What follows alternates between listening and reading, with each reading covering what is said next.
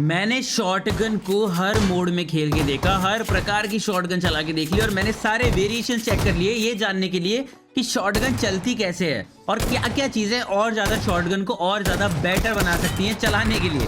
तो वीडियो को डायरेक्टली शुरू करते हैं और मैं आपको एक्सप्लेन करता हूँ कि आप शॉटगन को अपने बेस्ट लेवल पर कैसे लेकर जा सकते हो। सबसे पहले मैंने चलाई हमारी प्यारी पंप शॉटगन इस वाले वाव मोड में, जो कि ऑलरेडी बहुत ट्रेंड में चल रहा है बिकॉज इस वाले वाव मोड में हमने काफी सारे 1v1 भी देखे हैं लोगों के।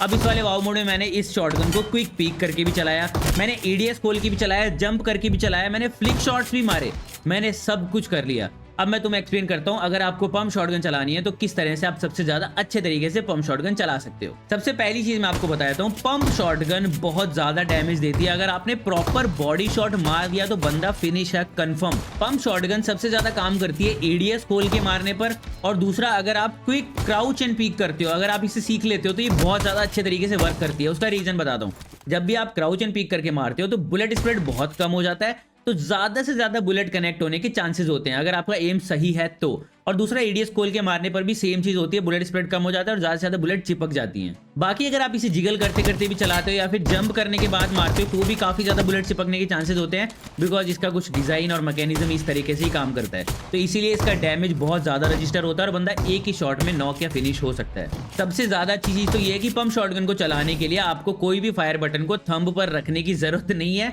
बिकॉज आपको इससे एक फ्रीक्वेंटली टैप टैप करना होता है। आप ना तो बहुत ज्यादा फास्ट टैप टैप कर सकते हो, स्पैम कर सकते हो, ना ही ज्यादा स्लो, एक रिदम के साथ आपको चलना होता है। अगर आप पर्टिकुलर टाइम के बाद दोबारा टैप करते हो तभी ये गन चलती है, अगर आप जल्दी जल्दी टैप करोगे तो भी नहीं चलेगी, लेट करोगे तब तो ये चलेगी, बट अगर आपको फास्ट टैप करना है तो एक रिदम आपको सीखनी पड़ती है। पंप शॉटगन को सीखने के लिए आप बेसिक सी ड्रिल कर सकते हो। अगर आपको क्राउच एंड पीक सीखना है तो आप इस तरह से क्राउच एंड पीक कर सकते हो यहाँ पर इस टारगेट के पीछे सिंपली ट्रेनिंग मोड में जाकर। और अगर आपको एडीएस सीखना है तो एडीएस के लिए मुझे नहीं लगता कोई ट्रेनिंग की जरूरत है, आपको जस्ट एडीएस खोल के मारना है, आपका एम सही होना चाहिए मेनली। तो अगर आप पंप शॉटगन चलाना चाहते हो तो क्विक पीक करना सीख लो, पीक वाला बटन दबाते ही शॉट मारो, और क्विक क्राउच एंड पीक करना सीख लो। ये दो चीजें अगर आपने सीख ली तो आप पंप शॉटगन को और भी ज्यादा अपने बेस्ट लेवल पर यूज करवाओगे। बाकी बेसिक शॉट मारने उसके लिए आपको ट्रेनिंग की जरूरत नहीं है, सिंपली बंदे के सामने खड़े होकर एम सही कर लो बस अपना और शॉट यहाँ पे मारते जाओ, ये लगती जाएगी। दूसरी मैंने यूज करी डीबीएस, वो भी इस वाले वाव मोड में। अब देखो इसकी सबसे बड़ी प्रॉब्लम मुझे ये लगती है कि इसका कोई रिदम नहीं है, सिंपली दो गोली चल जाती है, उसके बाद आपको इतना ज्यादा एनिमेशन में वेट करना पड़ता है कि आप इसके बाद गोली चलाने के लिए, मतलब अगर सामने वाले ने देख लिया कि हाँ आपने दो गोली चला दी और उसने क्विक पीक ले लिया तो आपको फिनिश कर ही देगा, आप रिलोड करते रह जाओगे, मतलब एक जो एनिमेशन होता है रिलोड का वो।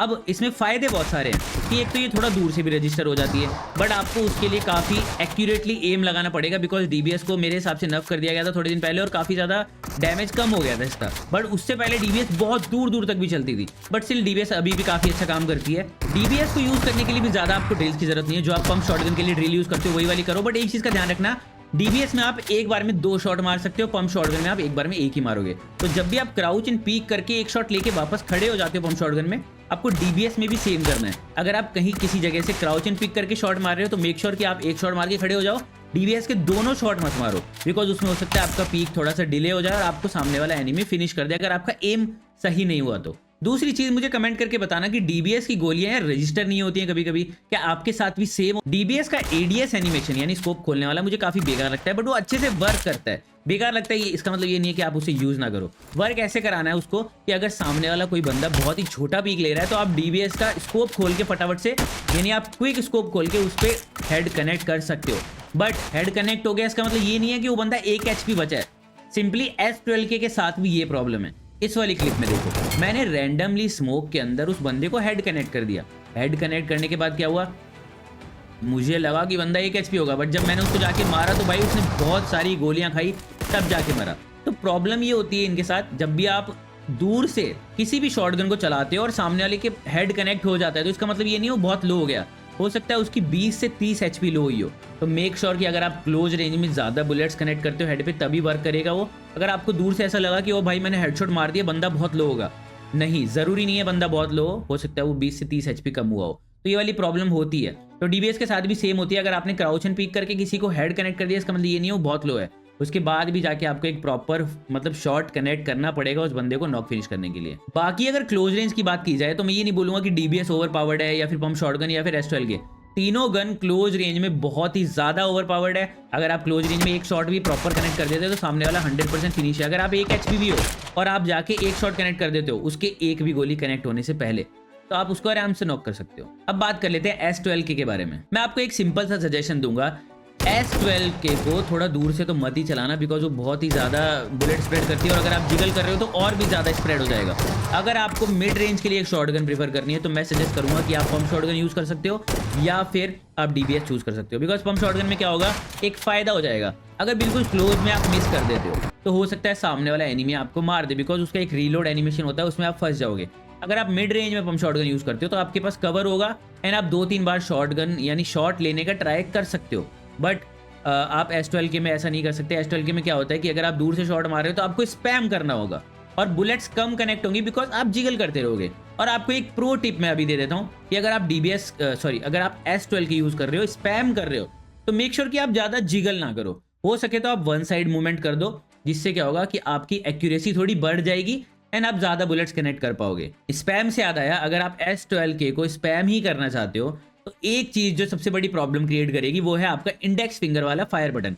अगर आपका फायर बटन ऊपर वाली ऊपर वाली मेन इंडेक्स फिंगर पे है लेफ्ट साइड पे, तो आप स्पैम उतना ज़्यादा रिदम के साथ इतना ज़्यादा फास्ट नहीं कर पाओगे। बट मैंने क्या किया, मेरे साथ भी सेम प्रॉब्लम आ रही थी, तो मैंने भाई अपना फायर बटन थंब पे लगा लिया।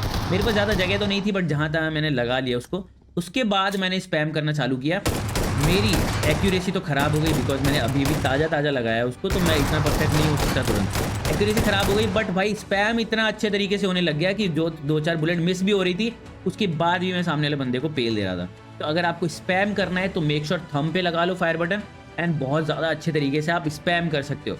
बट पंप शॉटगन और DBS में आपको थंब पे लगाने की बिल्कुल ज़रूरत नहीं है, सच बता रहा हूँ, बिल्कुल ज़रूरत नहीं है। एंड एक और चीज़ बता दूँ, अगर आप ज़्यादा क्लोज इन फाइट लेते हो या फिर ज़्यादा कवर टू कवर खेलते हो या फिर अगर आप ज़्यादा किसी कंपाउंड के अंदर फाइट लेते हो या फिर मेन इवेंट पे आप शॉटगन चला रहे हो या कहीं पे भी चला रहे हो, तो क्या होता है कि आपको S12K स्पैम करने की जरूरत नहीं होती है। आप बस कवर टू कवर आराम से फाइट ले सकते हो। आप कुछ इस तरह से क्विक मतलब एक पीक करके या फिर बोल सकते हो स्क्रीन सेंसिटिविटी का अच्छे से यूज़ करके भी मार सकते हो सामने वाले बंदे को एक शॉट मार के, अगर आपके पास कवर है तो आप उस कंडीशन में भी आपको थंब पे लगाने की जरूरत नहीं है। आप ऊपर वाली फिंगर यानी इंडेक्स फिंगर का यूज़ कर सकते हो। बट अगर आप ओपन में हो देन आपको स्पैम करना है, तब तो आपको थंब पे लगाने की जरूरत पड़ेगी। और अगर आप ओपन में हो तो आपको स्पैम ही करना पड़ेगा, बिकॉज अगर सामने वाला भी शॉटगन लेके आ गया और आप कोई एक अच्छा मैच खेल रहे हो, वो ई स्पोर्ट्स हो सकता है या फिर अल्टीमेट रॉयल हो सकता है, तो सामने वाला भी आप पे स्पैम करेगा। तो मेक श्योर कि आप स्पैम करने के लिए रेडी रहो और थंब पे फायर बटन लगा हुआ होना जरूरी है। एक टाइम पे मुझ में भी बहुत ईगो था और मुझे लगता था कि भाई मुझे थंब पे फायर बटन लगाने की जरूरत नहीं है, मैं ऊपर वाली फिंगर से भी स्पैम कर लूंगा।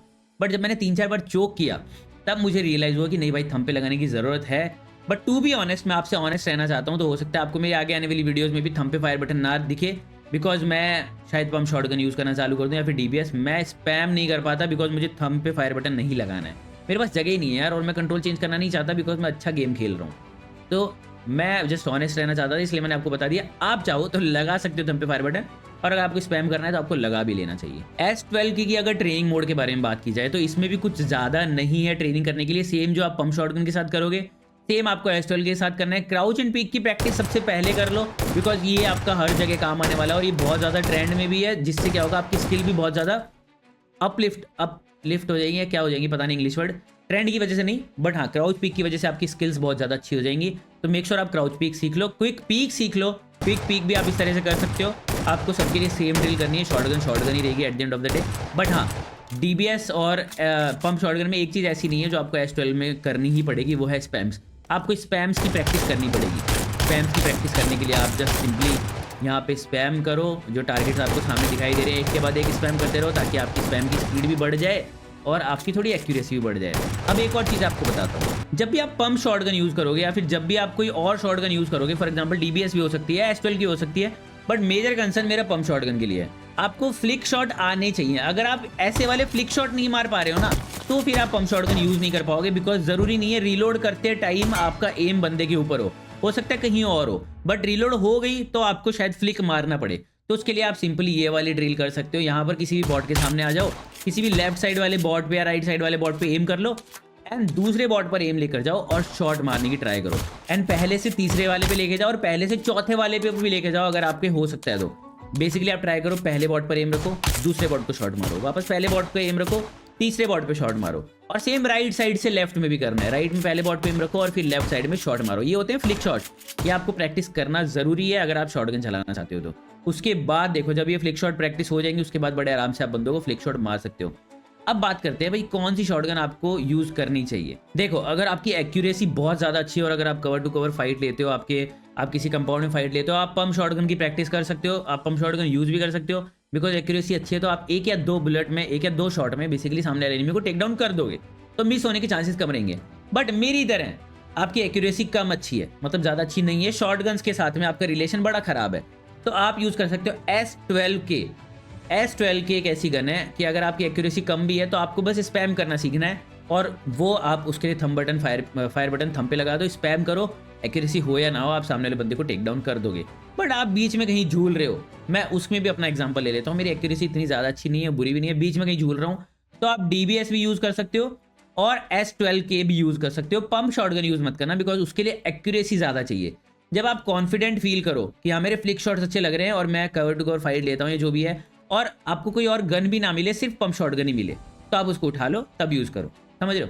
That's it. आपको पता चल गया आपको कब और कौन सी शॉटगन यूज़ करनी है, तो आप जाकर प्रैक्टिस करो। आई होप इस वीडियो से थोड़ा बहुत आपको, थोड़ा बहुत, ज़्यादा नहीं, थोड़ा बहुत सीखने को मिला होगा। सीखने को मिला हो तो प्लीज़ वीडियो को लाइक करना, चैनल में नहीं हो तो सब्सक्राइब कर दो भाई। 9-10 हज़ार सब्सक्राइबर करवा दो, क्या कर रहे हो भाई, मतलब समझ नहीं आता तुम लोग क्यों ढीलापंती कर रहे हो। मैं तो आपसे एक नई वीडियो में टिल देन कमेंट कर दो, और किस चीज़ में प्रॉब्लम आ रही है, तुम्हारा भाई बैठा है उसको ठीक करने के लिए। बाय बाय, टेक केयर, नाम साइन।